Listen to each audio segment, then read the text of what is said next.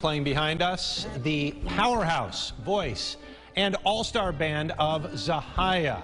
Now, the lead singer, local artist whose songs may cover modern themes, but she draws on the old-school attitude of the black women of rock and roll. So we sat down to talk to her and a local music historian about these formative music women in music and what we can learn from them. Zahyia has both been a mainstay in Rochester, but is also an artist on the rise, and her sound can't be pinned down.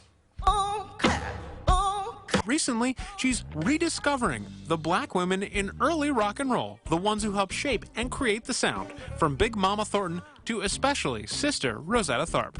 She's the one who Elvis even admitted that he was influenced by her and her guitar style. Music historian and professor at University of Rochester, Corey Hunter, breaks down the genres that formed early rhythm and blues, especially from the formative Ruth Brown. R&B was a black genre that was relabeled as rock and roll by the radio to appeal to white teenagers in the 1950s. She kind of took this gospel sound, the jump blues tradition of Louis Jordan, the combo tradition also of R&B, and she brought all of that together to really play a huge role in the sort of foundation of what we heard in rock and roll. But almost 70 years later, after the seminal genre hit the airwaves, Hunter says there's lessons to be learned from these black women today.